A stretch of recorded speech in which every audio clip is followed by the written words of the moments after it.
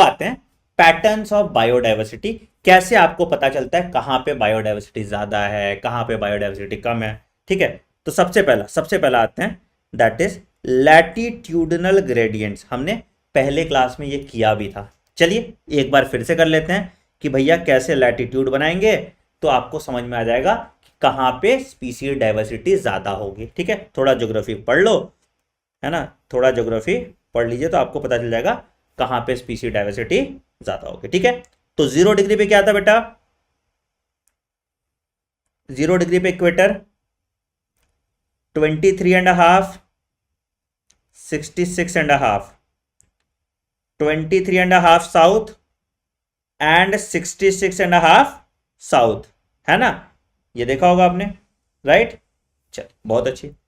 ठीक है, तो इसको लग दो 0 degree equator, 23.5 degree north, 66.5 degree south. ठीक है, इसको कर दो 23.5 डिग्री साउथ और 66.5 डिग्री साउथ। ठीक है, ये वाला जो आपका आ जाएगा ये नॉर्थ पोल हो जाएगा, और ये नीचे वाला जो आपका आ जाएगा ये साउथ पोल हो जाएगा। ठीक है ना, ठीक है, बहुत अच्छी बात है, बहुत अच्छी बात है। चलो अब आप देखिए, अब आप देखिए ये वाला जो है ये आर्टिक सर्कल है, दैट इज तुंद्रा रीजन। ये वाला जो है ये एंटार्क्टिक सर्किल है, अगेन ये भी पोलर रीजन की बात आ गई। ये आपका ट्रॉपिक ऑफ कैंसर है, ये आपका ट्रॉपिक ऑफ कैप्रिकॉर्न है ना, बिल्कुल। अब मैंने आपको बताया था कि ये वाला जो रीजन है between tropic of cancer to tropic of capricorn, इसको हम कहते हैं, इसको हम कहते हैं ट्रॉपिकल रीजन, इसको हम कहते हैं ट्रॉपिकल रीजन। ये वाला जो है टेम्परेट रीजन है, और ये वही टेम्परेट है। और जो आर्टिक और एंटार्क्टिक सर्कल है वो पोलर रीजन है, जो आर्टिक और एंटार्क्टिक सर्कल है वो पोलर रीजन है। ठीक है, क्या नॉर्थ आएगा, ओ अच्छा साउथ कर दिए हैं, सॉरी सॉरी नॉर्थ आएगा। कोई नहीं, कोई गलती से बेटा, गलती से मिस्टेक हो गया। ठीक है, ये नॉर्थ है। ठीक है, 66.5 degree north, obviously north pole है तो नॉर्थ ही आएगा ना, इतना भावुक क्यों होते हो। ठीक है, तो ये पूरा रीजन है। ठीक, अच्छा अब हम कह रहे हैं, अब हम कह रहे हैं कि सबसे ज्यादा स्पीसीज डाइवर्सिटी कहां होगा भैया, सबसे ज्यादा स्पीसीज डाइवर्सिटी ट्रॉपिक्स में होगी। ठीक है, ये हमने बोला। ठीक है, अब इसका रीजन समझो क्यों। Maximum species diversity can be observed in tropics. Tropical region में आपकी सबसे ज्यादा स्पीसीज डाइवर्सिटी होने वाली है।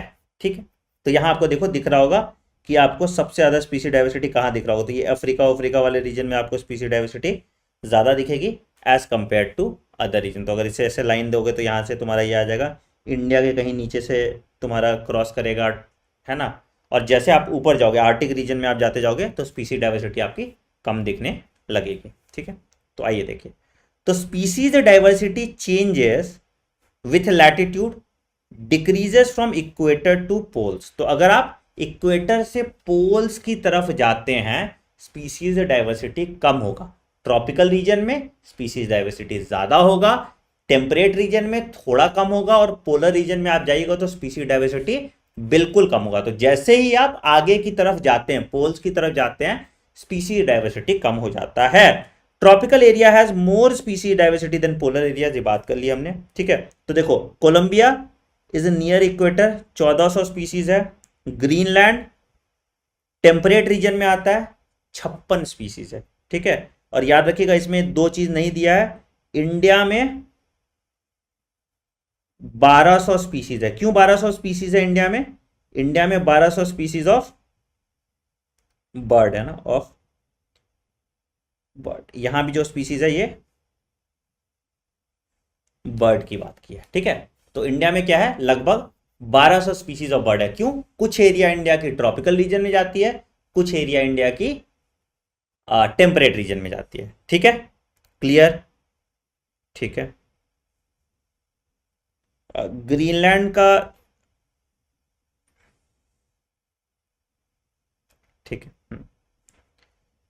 पोलर रीजन में 56 नहीं हुआ, ये ग्रीनलैंड का 71 आई गेस है ना, एनसीईआरटी में 71। इसको सही कर लो एक बार।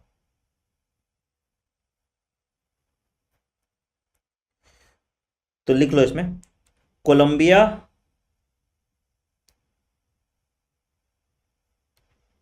1400, ठीक है। टेम्परेट रीजन में अगर जाएंगे दैट इज इक्वल टू 105, और पोलर रीजन में अगर हम जाएंगे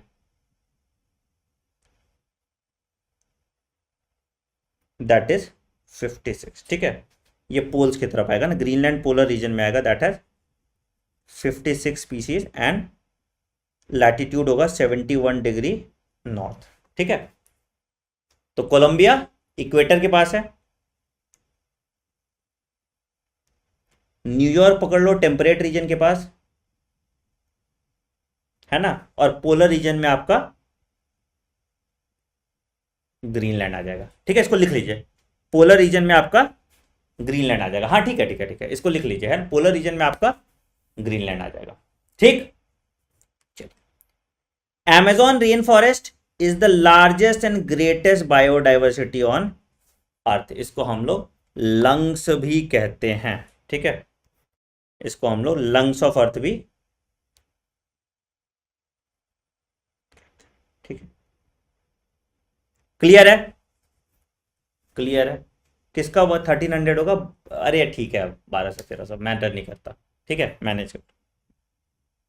हाँ जी, ठीक है। तो क्या हमने देखा, इक्वेटर के पास 1400, ठीक है। टेम्परेट रीजन के पास क्लोज टू 105, पोलर रीजन के पास दैट इज ग्रीनलैंड कितना है 56, ठीक है। तो ये डिफरेंस है। तो कहने का मतलब ये है, बस इतना भावुक समझो, नंबर नहीं जानना। कहने का मतलब ये है कि जैसे आप पोल्स की तरफ जा रहे हैं स्पीसी डाइवर्सिटी कम हो रहा है, ट्रॉपिकल रीजन में सबसे ज्यादा स्पीसीज डाइवर्सिटी हो रहा है। यहां तक क्लियर है? यहां तक क्लियर है? यहां तक क्लियर है, ठीक है। अब अमेजोन रेन फॉरेस्ट में कितना कितना स्पीसी डाइवर्सिटी है उसके लिए लिख लीजिए। आइए, अमेजोन रेन फॉरेस्ट में कितना कितना स्पीसी डाइवर्सिटी है, याद रखो। प्लांट स्पीसीज 40,000 अप्रोक्सीमेटली, ठीक है। मैमल्स 427 सॉरी, डेटा ना कहीं लिख के रख लेना पड़ेगा, नहीं तो भूल जाएंगे, ठीक है। Birds 1300, reptiles 378, amphibians 427, fish 3000 and invertebrates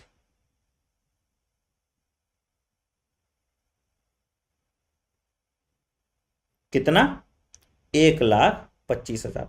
अब बोलोगे सर क्या ये डेटा याद करना है? नहीं ब्रो, ये डेटा आपको याद नहीं करना, आप बस सीक्वेंस समझ जाइए कि कितना वैरायटी सबसे ज्यादा होगा। तो याद रखिएगा, फिश का वैरायटी अमेजोन रेन फॉरेस्ट में सबसे ज्यादा होगा, फिश के बाद होगा बर्ड्स, बर्ड्स के बाद होगा एम्फीबियंस,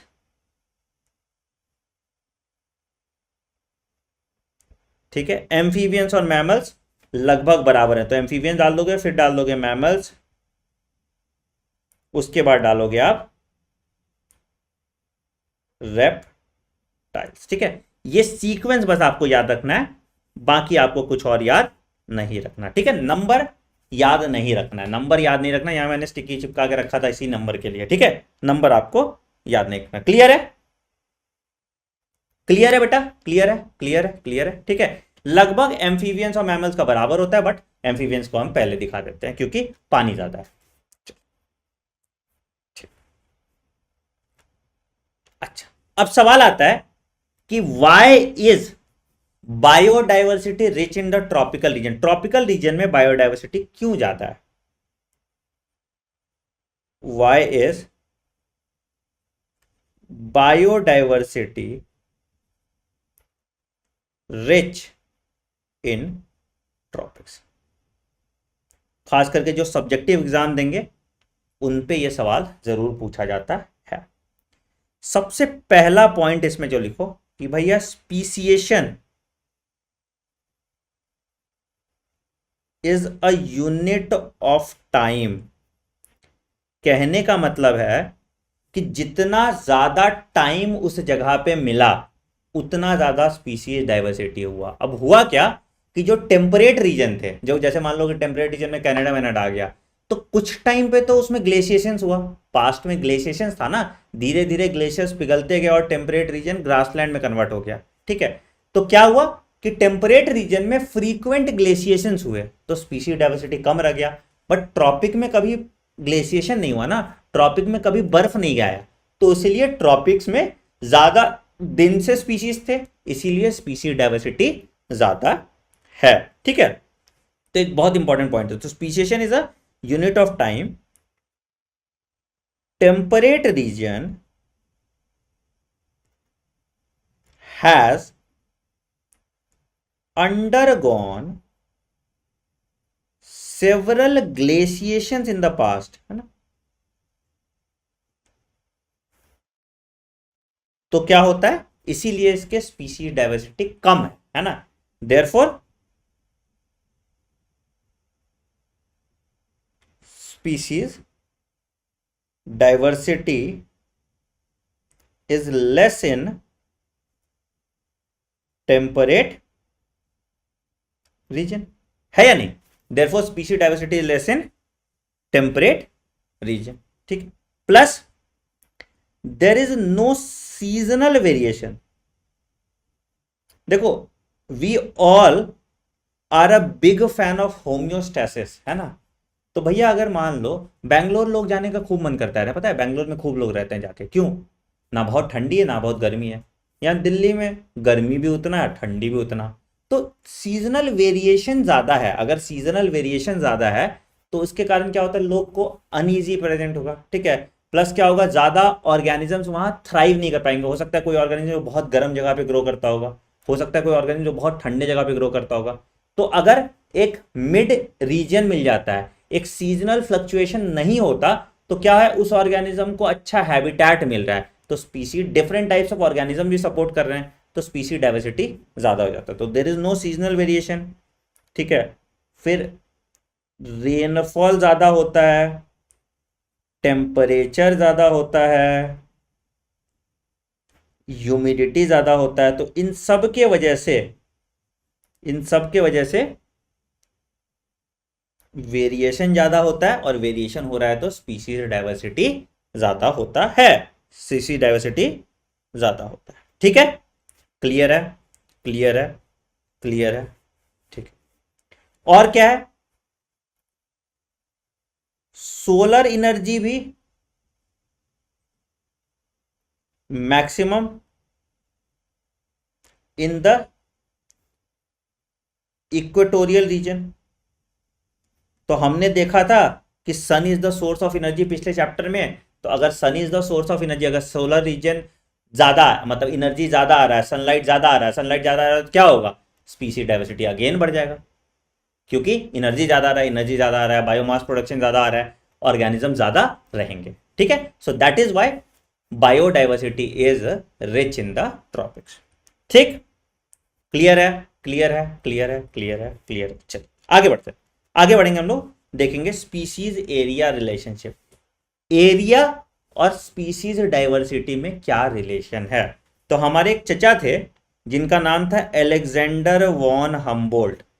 तो हम्बोल्ट चचा ने बोला कि भैया जैसे जैसे एरिया बढ़ाते जाओगे स्पीसीज रिचनेस बढ़ता जाएगा, but up to a limit. क्या बोला उन्होंने, जैसे जैसे आप एरिया बढ़ाते जाएंगे आपकी स्पीसीज रिचनेस बढ़ती जाएगी, but up to a limit. तो Alexander von Humboldt suggested that species richness increases with the increase in explored area up to a limit. ठीक है, रिलेशनशिप क्या है, the relationship between species richness and area is a rectangular hyperbola. इस पर सवाल आता है, इज अ रेक्टेंगुलर हाइपरबोला।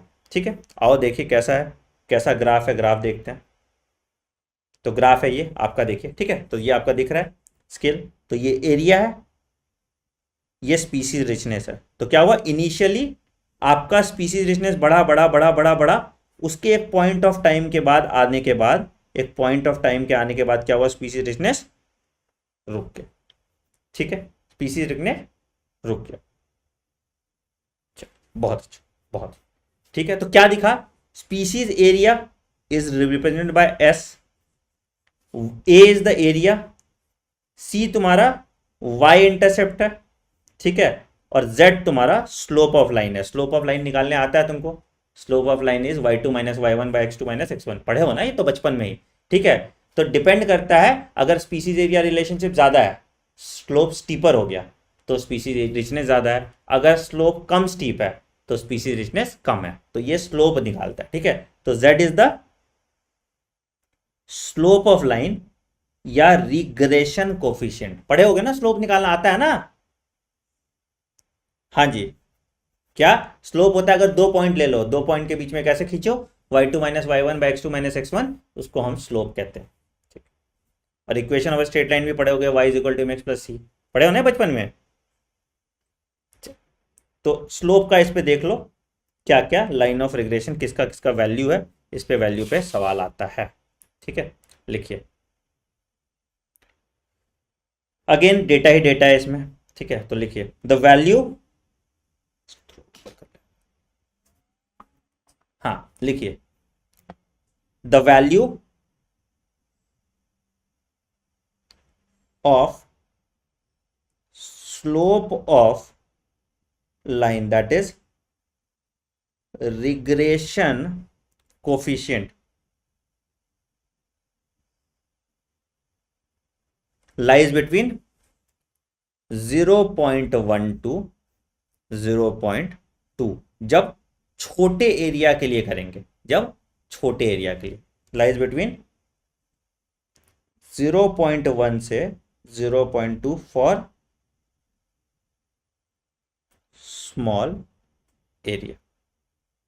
ठीक है, अगर लार्ज एरिया करेंगे तो क्या होगा, बढ़ जाएगा। फॉर लार्ज एरिया कितना कितना है, अगर फॉर लार्ज एरिया करेंगे तो फ्रूगीवोर के लिए 1.15 है। ठीक है, फ्रूगीवोर के लिए 1.15 है।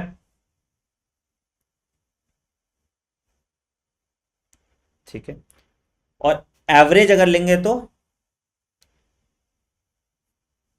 0.6 टू 1.2, 0.6 टू 1.2। क्लियर, तीन डेटा आपको दिया था। स्मॉल एरिया के लिए अगर हम ले रहे हैं तो 0.1 से 0.2 है। लार्ज एरिया के लिए, अगर लार्ज एरिया के लिए अगर एवरेज लेंगे तो 0.6 से 1.2 है, और फ्रूगीवोर्स के लिए अगर हम लेंगे तो 1.15 है।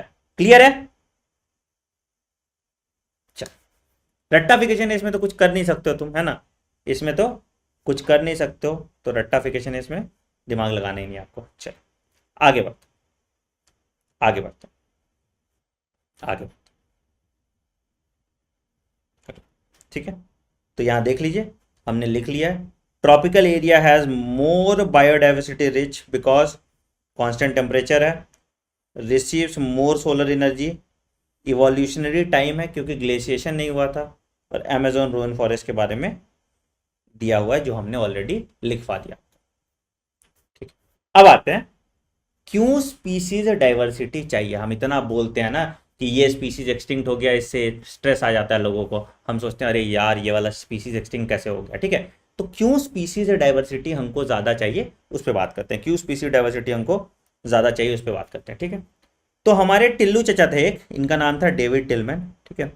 डेविड टिलमैन ने कहा कि जो एरिया में स्पीसीज डाइवर्सिटी ज़्यादा है वो बायोमास प्रोडक्शन में ईयर टू ईयर वेरिएशन कम शो करता है। बहुत इंपॉर्टेंट बात है, बहुत इंपॉर्टेंट बात है, ठीक है। तो क्या बोला कि अगर स्पीसीज डाइवर्सिटी ज्यादा है, समझना रीजन क्यों, समझना, अगर स्पीसीज डाइवर्सिटी ज्यादा है तो बायोमास प्रोडक्शन जो होता है वो ज्यादा होता है और स्टेबल होता है, मतलब इन्वायरमेंटल डिस्टरबेंसेस से बच के रहता है, ठीक है। They are not prone to environmental disturbances, they are not prone to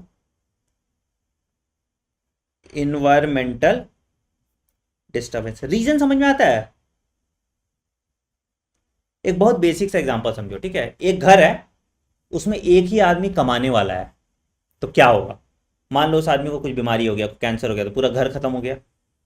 बस वही अगर घर है जिसमें 10 लोग कमा रहे, तो एक आदमी अगर बीमार भी पड़ जाता है, एक आदमी के घर से पैसा नहीं भी आता है, तो क्या होगा, इवेंचुअली घर का माहौल ठीक ठाक चलता रहेगा। सेम यहीं पे है कि मान लो कि एक ही तरह के स्पीसीज अगर होने लगे एक जगह पे, और कुछ ऐसा इन्वायरमेंटल डिस्टरबेंस आया जिससे उस स्पीसीज का लाइफ सपोर्ट नहीं हो रहा या उस स्पीसीज को दिक्कत आ रही है, तो इवेंचुअली दिक्कत किसको आएगी, इवेंचुअली पूरा बायोमास प्रोडक्शन कम हो जाएगा। बट अगर डिफरेंट डिफरेंट तरह के स्पीसीज है, तो मान लो एक स्पीसीज को दिक्कत भी आया, तो दूसरे स्पीसीज को हो सकता है वही इन्वायरमेंट सपोर्ट कर रहा हो। तो इसीलिए जितना ज्यादा स्पीसीज डाइवर्सिटी होगा उतना ही मेरा इकोसिस्टम स्टेबल होगा, ठीक है। बहुत ठीक है। तो the annual productivity of these area shows less variation in terms of biomass, है ना। किसने किया, ये हमारे टिल्लू चाचा ने बताया, डेविड टिलमैन ने बताया कि अगर स्पीसीज डाइवर्सिटी ज्यादा है तो variation in biomass production due to environmental disturbances year on year कम हो। बहुत अच्छी बात, पहला पॉइंट ये बताया, ठीक है। दूसरा एक चचा थे हमारे जिनका नाम था पॉल एलरिक, पढ़े हुए लोग थे, ठीक है, स्टैनफोर्ड के थे भाई, तो इसलिए एग्जाम्पल भी हवाई जहाज का दिया। तो इन्होंने बोला रिवेट पॉपर हाइपोथेसिस दिया। क्या बोला इन्होंने बोला कि सपोज मान लो हवाई जहाज पे तुम जा रहे हो, ठीक है, इन्होंने बोला कि तुम सपोज मान लो कि हवाई जहाज पे जा रहे हो, ठीक है। हवाई जहाज में नट होंगे, खूब सारे रिवेट्स होंगे, है ना, ठीक है। अब हर पैसेंजर ने क्या किया, स्टार्ट किया रिवेट्स निकालना। तो मान लो हवाई जहाज पूरा इकोसिस्टम है, ठीक है, और उसमें जो रिवेट्स हैं वो स्पीसीज है, ठीक है, उसमें जो रिवेट्स हैं वो स्पीसीज है। तो इनिशियली हवाई जहाज को कोई दिक्कत नहीं होगा, मान लो तुम्हारे कुर्सी के नीचे से रिवेट्स निकाल लिए, तो हवाई जहाज को कोई दिक्कत नहीं होगा, ठीक है। बट अगर कोई शाना बच्चा निकला तो जाके पंख से रिवेट निकाल दिया, तो हो सकता है ना हवाई जहाज के हेल्थ को नुकसान पहुंचे। तो रिवेट पॉपर हाइपोथेसिस ने क्या बोला कि भाई मान लो कि हवाई जहाज है, अंग्रेज थे बड़े लोग, है ना, तो छोटा एग्जांपल तो दिया नहीं इन्होंने, तो इन्होंने बोला एयरप्लेन है, मान लो एयरप्लेन इकोसिस्टम है, ठीक है, और इसके जो नट्स हैं, क्या इसके जो रिवेट्स हैं, ये क्या है, ये मान लो कि स्पीसीज है, क्या है ये मान लो कि स्पीसीज है, ठीक है। और रिवेट्स ऑन विंग्स, या इसके जो पंख पे जो रिवेट्स हैं, इसको कीस्टोन स्पीसीज का। तो कहा कि इनिशियली अगर इनिशियली तुम रिवेट्स निकाल रहे हो तो कोई खास प्लेन के हेल्थ पे डिफरेंस नहीं पहुंचेगा। बट मान लो कि तुम पंख से रिवेट निकाल रहे हो तो तुरंत इंपैक्ट पहुंच सकता है। बट अगर जब भी तुम रिवेट्स निकाल रहे हो या जब भी स्पीसीज इकोसिस्टम से जा रही है, तो इवेंचुअली आपका इकोसिस्टम धीरे धीरे धीरे धीरे अनस्टेबल होने लगता है। इवेंचुअली आपका इकोसिस्टम धीरे धीरे धीरे धीरे अनस्टेबल होने लगता है, ये ध्यान रखिएगा। इवेंचुअली आपका इकोसिस्टम धीरे धीरे अनस्टेबल होने लगता है। तो इसको हम कहते हैं रिवेट पॉपर हाइपोथेसिस। तो क्या कह रहा है rivet popper hypothesis? That the importance of biodiversity, as all the rivets are important for safety of aeroplane, all the species are important for functioning of ecosystem। तो हर स्पीशीज का कुछ ना कुछ पिवटल रोल है इकोसिस्टम को चलाने में। हो सकता है हमको पता नहीं हो, लेकिन जब वो एक्सटिंक्ट हो जाए तो आपको दिखेगा कि अरे यार इसका तो ये रोल था, है ना। तो ये चीज है। तो लॉस ऑफ की species can disturb the complete functioning of ecosystem, but उसमें से कुछ लोग हैं जिसका रोल ज्यादा हो सकता है, कुछ स्पीशीज हैं जिसका रोल कम हो सकता है। जिस स्पीशीज का रोल ज्यादा है उसको हम कीस्टोन स्पीशीज कहते हैं, एंड अगर वो स्पीशीज एक्सटेंड हो गए तो लग गई इकोसिस्टम की। वो स्पीशीज अगर खत्म हो गई तो आपका इकोसिस्टम का बैंड बज जाता है। ठीक है।